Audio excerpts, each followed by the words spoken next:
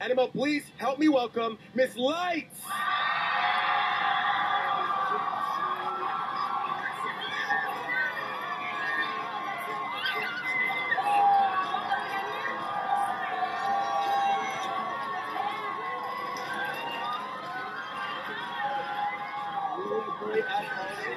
Have a seat. Have a seat. Thank you.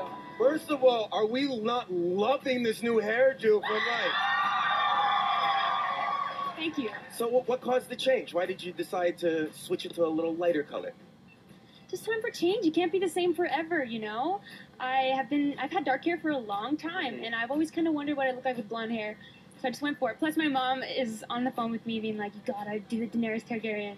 Yeah? So it's Game of Thrones influence. Yeah, so it was her decision almost. It was her choice. Well, she convinced me that last straw that broke the camel's back. I'm like, all right. It's perfect just in time for spring. I mean, this is the kickoff to spring right here. This NML with you being here, the window's open. It feels Is the first right. window open? It feels right. It feels right Feels right now. good. Yeah, it does. Let's talk about Siberia Acoustic. Congratulations on the release. Debuted at number 7 on Music Canada charts. That's huge. Huge deal. You always keep reinventing your style. Why did you choose to experiment this way with an acoustic version of your album? I have always played like that. I mean, sometimes I write and I sit there and just write acoustically. A song like Cactus in the Valley, that was written acoustically. And it's always kind of been an important thing, especially as a songwriter, to show that side of it and show the song that can shine, just stripped down like that. And actually, one of the reasons I put out acoustic releases is because the fans seem to like it. I remember I started putting out acoustic YouTube stuff, and the response with fans was really exciting. I was like, oh, people actually kind of like this, so I started putting out acoustic releases, and now it's just kind of part of everything.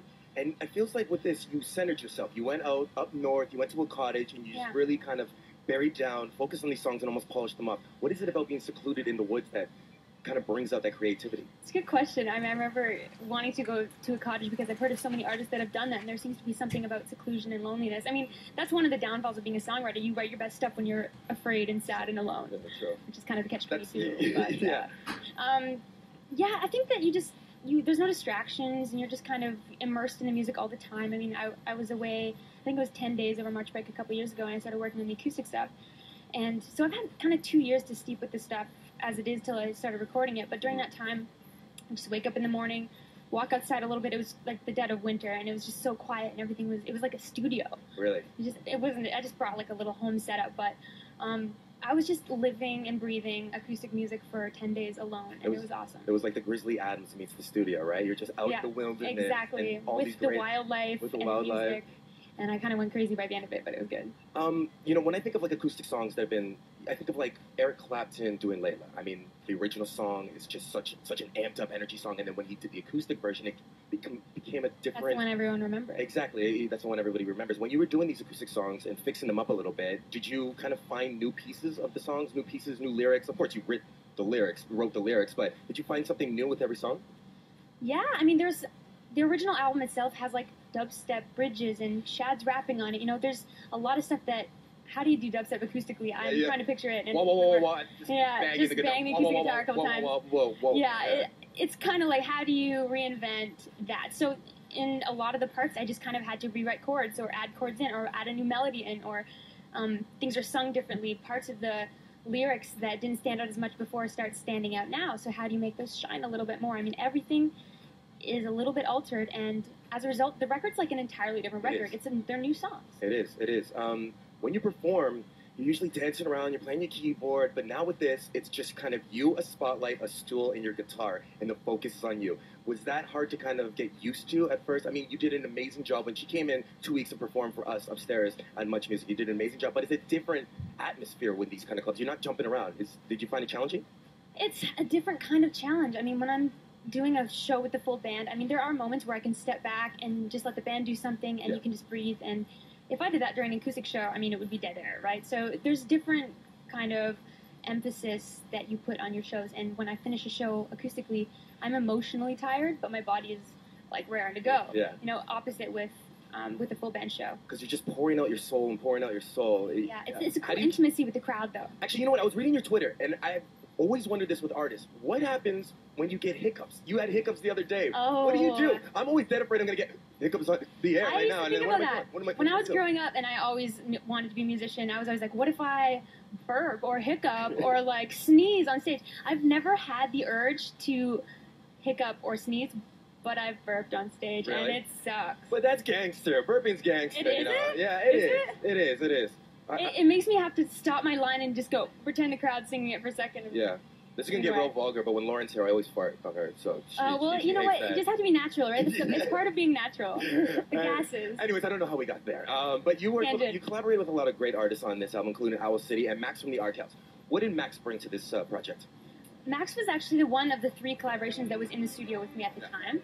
The other things were done online, and that's really special. I mean, I think that's something great about the internet and the age of music right now. But Max physically came into the studio, and we pretty much recorded the track live off the floor, and it was awesome. And he's just this vibrant energy and great voice, and he's a rock star, right? So we were just sitting together. There's just like looks exchanged the whole time and just jokes, and it was really fun. He brought a really cool voice to it. Was it hard to give up creative control because you're a writer, you write your own songs? I know you trust him because he's a great artist, but at the same time, this is your music, this has your name on it. Well, that's part of the reason you want to do collaborations. I mean, you want to bring in somebody else's input, you want to bring in someone else's artistic mind and their experience, so it's not just you. Suddenly it's about you and somebody else and showing the world the 2 things combined. And I mean, in that sense, you're just excited about it, and you just can't wait to hear what they bring. Yeah, absolutely. When you, to be honest, when you were talking about the fans were kind of an influence for you, did you kind of take little bits and pieces from the acoustic covers that they did of yours and use that as inspiration? That's a good question. I've actually seen a lot of fan covers, and there's some amazing ones. I think one of the coolest things about that is seeing how people interpret your songs. You know, what do people take from your songs? I've seen a bunch of acoustic covers where people sing a little bit differently or make parts shine that I didn't think of making shine. So I mean, maybe as a whole that kind of influences how I sing. Now, tomorrow you're playing at the Winter Garden Theater, the historical Winter Garden Theater, kind of different than the arenas and clubs that you're used to. What are you going to take from playing at this, historic place? Well, it's been kind of like that the whole tour. I walk into a venue and everything's seated, and at first I was kind of like, oh, I'm not quite used to just everyone always sitting down, but it is that kind of show, and I look forward to it because it's intimate. There's no veil between the crowd and me. It's like open ground. Everyone can talk and communicate and give high fives. High five. It's a really cool interactive experience, and I hear Winter Garden's beautiful. I haven't been there, so I'm looking forward to it. It is amazing. You're going to love it. You know what I'm excited for? I'm excited to see you perform right here on the stage. And you know what? I got to say this. You don't like Red Angry Birds? Red Angry Birds is my favorite. That offended some people. That's my favorite Angry Bird. Really, it's the most useless one. Oh, come on. He doesn't do anything. You know what? That's why I like him, because he's kind of lazy. Yeah, that's so bottom of the barrel. We'll settle this debate, but we're going to get to your throwback. It's Throwback Thursday, so what throwback request do you want to hear? Hyper Ballad, probably. No, actually, let's go for Human Behavior by Bjork, one of my favorite We're taking videos. it to Iceland. We're taking it to Iceland when we come back. Lights will be performing on stage. Here's Bjork, Throwback Thursday on the Music Line.